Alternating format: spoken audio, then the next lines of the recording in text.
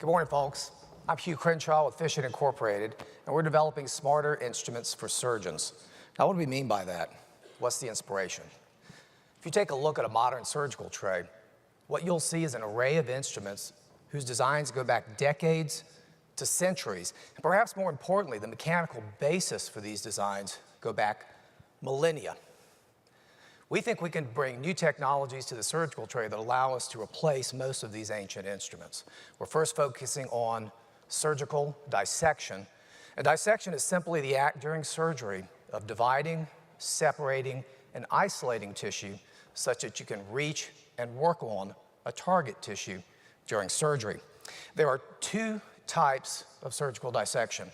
There's sharp dissection, which everyone knows. That's simply scissors, scalpels, and you just slice through the tissue. Now, they work beautifully, they slice through everything, and the problem is they slice through everything.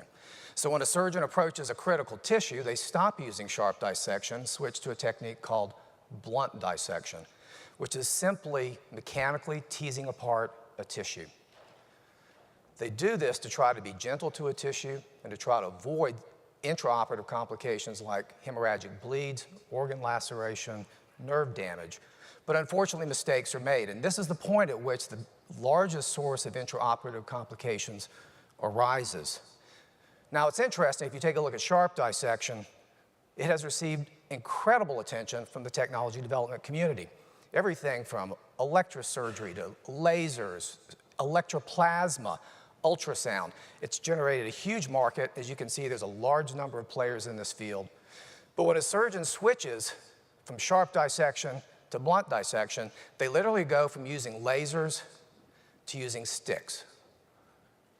This is the most extreme example of design stasis on the surgical tray. The surgeon's literally using a stick or their finger or a pair of forceps to try to tease these tissues apart.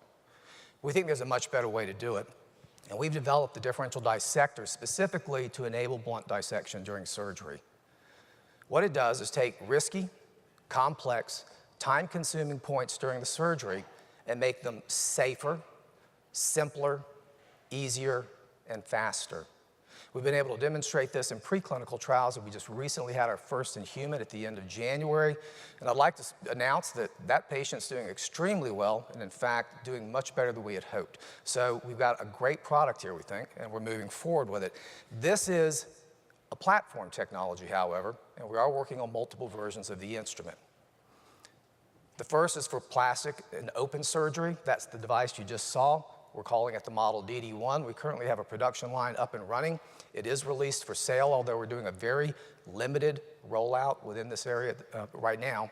As I said, we had first in human last month. We have a clinical trial underway in plastic surgery and another clinical trial in GI surgery over at UNC that'll commence in about 2 weeks' time.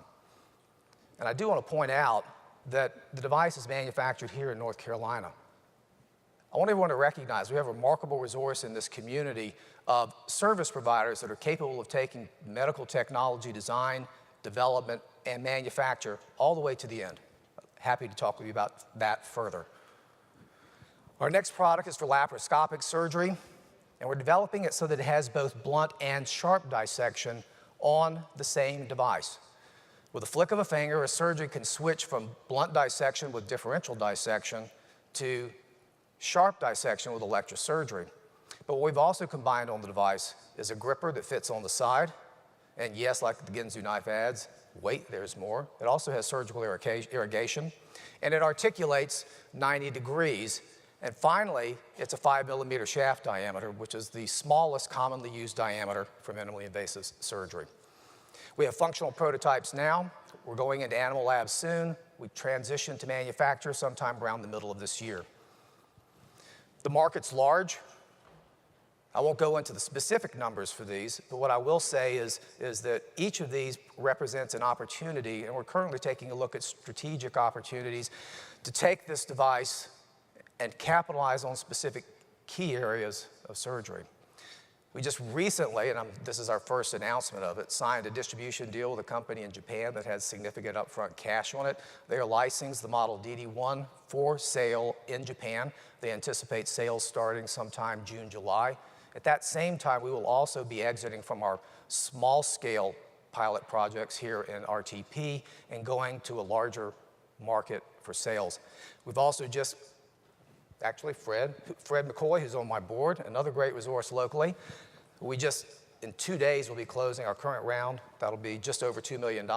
We're well reloaded to move forward with cash. We plan on executing over 2015 to get out to markets. And with that, I'm going to say, finishing early. Tim, thanks so much. Appreciate everything. And folks, appreciate your time.